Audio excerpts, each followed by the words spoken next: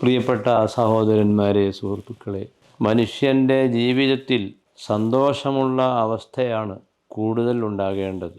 ഭൗതിക വിഷയങ്ങളിൽ, പരലോകവുമായി ബന്ധപ്പെട്ട വിഷയങ്ങളിൽ പേടിയാണ് മനുഷ്യനിൽ രൂപപ്പെടേണ്ടത്. പരലോകത്ത് എൻ്റെ സ്ഥിതി എന്താകും എന്ന ഒരു ചിന്ത വർദ്ധിക്കണം. അത് ഈമാൻ്റെ അടയാളമാണ്. അതിൻ്റെ പേരിൽ വിനയത്വം രൂപപ്പെടുന്നു.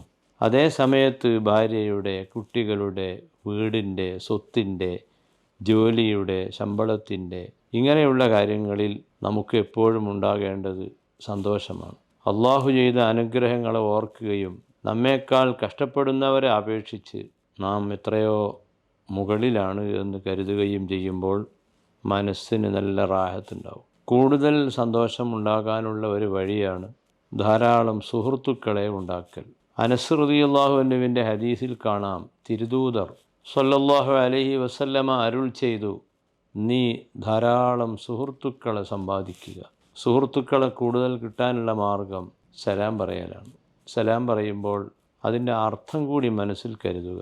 നിന്നെ ഞാൻ ഉപദ്രവിക്കുകയില്ല, നിനക്ക് പ്രയാസമുണ്ടാകുമ്പോൾ ഞാൻ സഹായിക്കും, നീയും ഞാനും തമ്മിൽ തർക്കങ്ങളോ കലഹങ്ങളോ ഇല്ല, നിന്നോട് എനിക്കിഷ്ടമാണ്. അതാണ് അസ്സലാമു അലൈക്കും എന്ന് പറയുന്ന വാക്കിൻ്റെ അർത്ഥം. അത് ധാരാളമായി, സലാം ധാരാളമായി പറയുക. മുഅ്മിനീങ്ങളുടെ സലാം നമുക്ക് കിട്ടണമെങ്കിൽ നമുക്കുണ്ടാകേണ്ട കുറേ ഗുണങ്ങളുണ്ട്. ആ ഗുണങ്ങൾ നമ്മിലുണ്ടെന്ന് നാം ഉറപ്പ് വരുത്തുക. മഹാന്മാരായ അമ്പിയാക്കൾ, നല്ല ആളുകൾ, അവരെ കുറ്റപ്പെടുത്തുന്നവർക്ക് സലാം പറയരുത് എന്ന് മതത്തിൽ നിയമമുണ്ട്.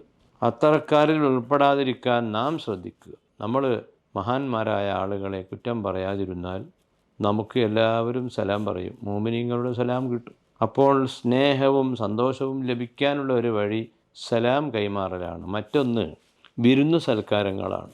നമ്മുടെ ബന്ധപ്പെട്ട ആളുകളെ നാം വിരുന്നു സൽക്കരിക്കുമ്പോൾ അവർക്ക് നമ്മോടും നമുക്ക് അവരോടുമുള്ള സ്നേഹങ്ങളും സന്തോഷങ്ങളും ഇരട്ടിക്കും. അനസ് റളിയല്ലാഹു അൻഹുവിൽ നിന്ന് തന്നെ ഉദ്ധരിക്കുന്ന ഹദീസ് ഇഹ്യാ ഉലൂമുദ്ദീൻ നോക്കിയാൽ കാണാം, അതിഥി വരാത്ത വീട്ടിൽ മലക്കുകൾ വരില്ല.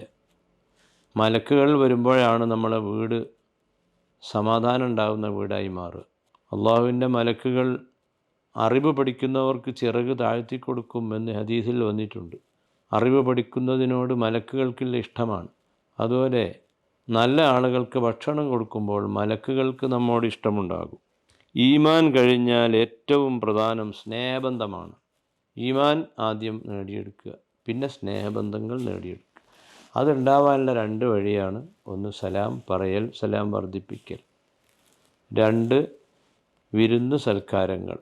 ഒരാളെ, രണ്ടാളെ, മൂന്നാളെ വീട്ടിൽ കൊണ്ടുപോയി ഭക്ഷണം കൊടുത്ത് സന്തോഷിപ്പിക്കുമ്പോൾ ഇദ്ഖാലു സുറൂരി ഫി ഖൽബി അഖീക, നിൻ്റെ സുഹൃത്തിൻ്റെ ഹൃദയത്തിൽ നീ സന്തോഷം ഉണ്ടാക്കി കൊടുത്താൽ അത് ഏറ്റവും വലിയ പുണ്യമാണ്. നമ്മൾ ചെയ്യുന്ന ദോഷങ്ങളൊക്കെ അല്ലാഹു പുറത്തു തരാനുള്ള ഒരു കാരണം കൂടിയാണ്.